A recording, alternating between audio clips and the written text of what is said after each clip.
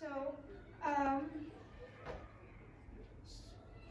first, before I go to that, I've given you guys some sticky notes. If you can you please write down what do you define active listening? How do you define active listening on a piece of paper?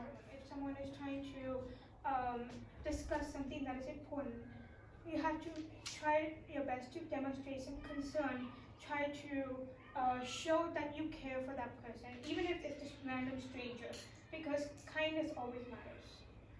And then using non-verbal cues. If you cannot speak to that person because they're going to keep on talking and we don't want to interrupt them, then what you should do is try to give some non-verbal cues, like maybe nod your head, or maybe kind of, if the person's really upset, you kind of comfort that person, or that sort. And then give some brief verbal affirmations. And those things are the very important things when it comes to active listening. What are the possible causes of not actively listening to someone? And now I want to kind of discuss about how I can start actively listening. So there are a couple of habits that are interrupting, kind of reflect on your mistakes here.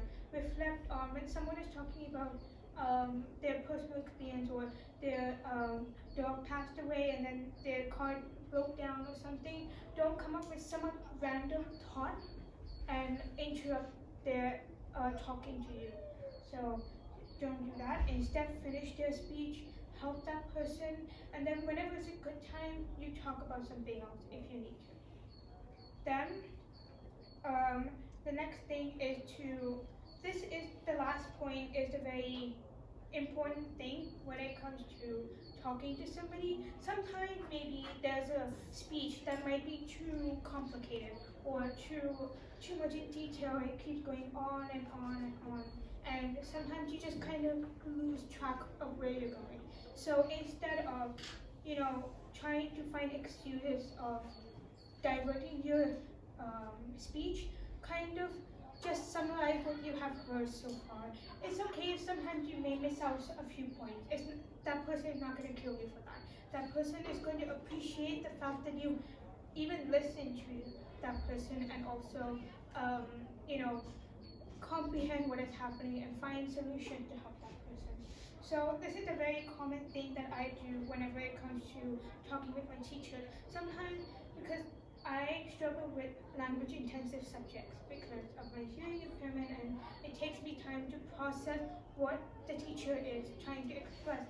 So what I do is, after I listen to that teacher or that person or the parent or family member, I kind of summarize what I have learned and what I've listened to, so that I know, okay, now that I summarize all these points, okay, now I know what to do, because then it will also help you. Because if you're not going to summarize and if you miss out a few points, it's not going to affect that person. It's going to affect you and your performance in that particular area. The next step, because last year we only had 7 speakers,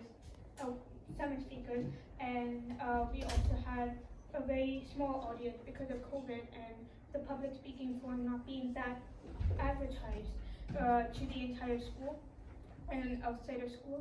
But this year I'm so glad that it's part of the Changemaker conference, because I get to also include people outside of FIS and to be able to hear and the amazing speaker stories. And there'll be 6 speakers, and it'll be my last year in FIS, so it's kind of emotional, but I'll be fine. Yeah. At least I'm graduating from IB because I'm done with IB. So.